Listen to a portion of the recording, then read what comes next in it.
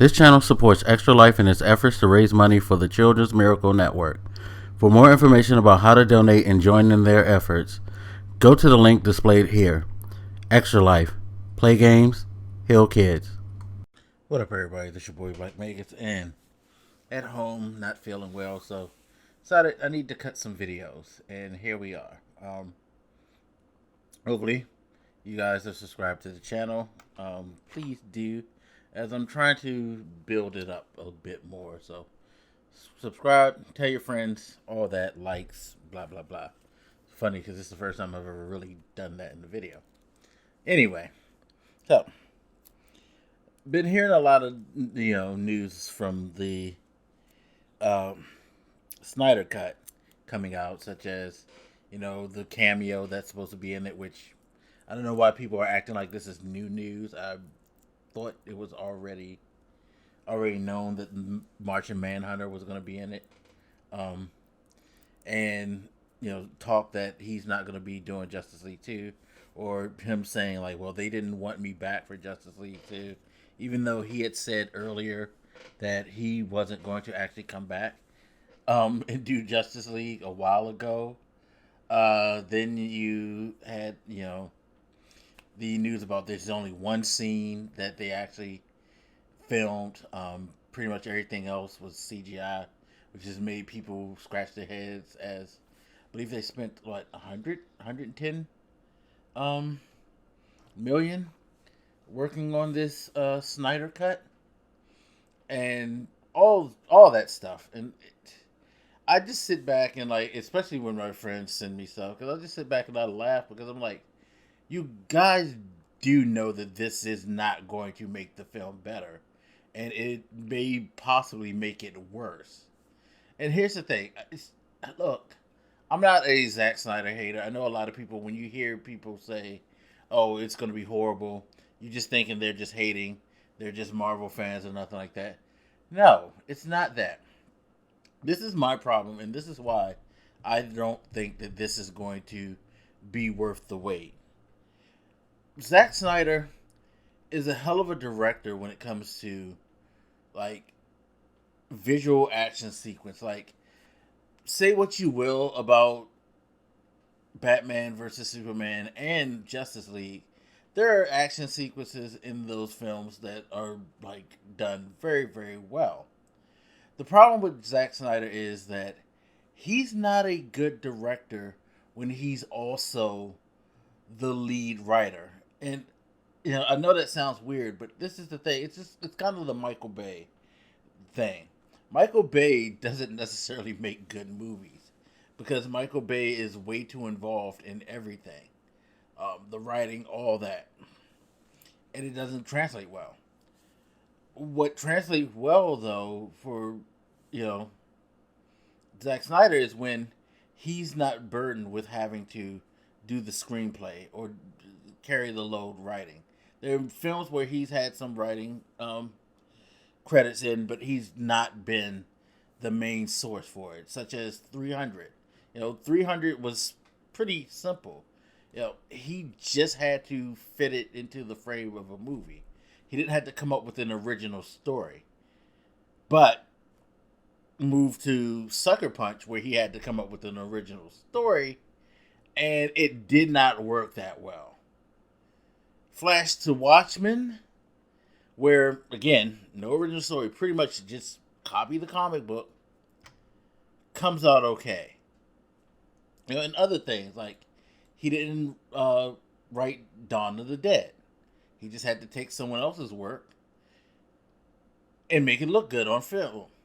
And that's what he's good at doing. He's very, very good at making things look good on the screen. But what he's not good at is he's not good at creating a story that he can then take and make look good, because his shit don't make sense. And that's the biggest problem. It's the biggest problems that came about with, Batman versus Superman and Justice League, is that shit didn't make sense. People are like, well, he made Man of Steel. Yes, again, he didn't write it. David Goyer did that. He didn't write that. but he did a good job of translating that onto film. I think that's the biggest thing about Zack Snyder that sticks out to me is that as long as he has somebody else overseeing the story, he'll be fine because there's no way in the world that an editor can fix the shit that he does when his writing isn't implemented. Part of the reason why Batman versus Superman and Justice League didn't come out so great. A lot of people like to say, "Well, Josh Whedon." Yeah, Josh Whedon changed up some stuff because Josh Whedon looked at that as somebody who's, for what it's worth, he's a horrible, despicable human being, and fuck that dude. But he's been able to write some pretty solid stuff. So, as someone who's written like well, he saw that shit and was like, "Yeah, some of this just don't make sense," and he had to figure out how to make it make sense without totally changing the entire movie. Now, this is where it's going to be interesting because, again, Zack Snyder now is totally in charge. He's not going to have anybody to stop him. He begged for creative control over this, and Warner Brothers are like, you know what? You do whatever the fuck you want with this.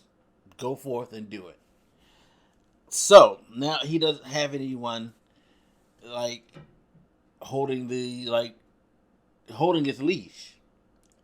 So it's going to be interesting to see because we've heard stuff like how he wanted to have Batman try to fuck Lois Lane and shit like that in this movie. And we've seen things in the, Justice League Originals, like how he rushed to get to, like, the Dark Superman shit. Like, even when you go back, like, Batman versus Superman, it's clear that he wanted to put in shit that he thought was cool by doing the whole thing with Doomsday and all that. Like, that wasn't necessary in building towards the Justice League. But he had to have his cool shit in there, the stuff that he likes. And that's the thing. He seems to...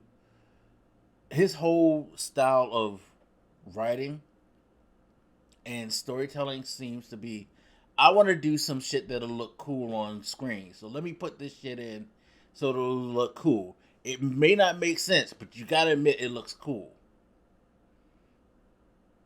And that's why, again, going back to what I said, you look at some of the action sequels in both of those movies, and you can say, like, yo, that shit's cool. But it don't make sense in the framework of what you're trying to do or the story that you're trying to tell. You just throwing in a bunch of your fantasy. It's funny because it's like bad wrestling booking. You want to have all your fantasy matches and shit like that, but it makes no sense for this shit to be happening and for certain things to be happening in these things. But it's because you want it in there because you think it's cool. And that's what Zack Snyder does. Again, give him a solid script from a solid writer and have those writers, basically babysit him as he does his thing. And you're going to pretty much get a good movie. Like, he's made some solid movies that way. Give him the creative license to write whatever he wants and to do whatever he wants.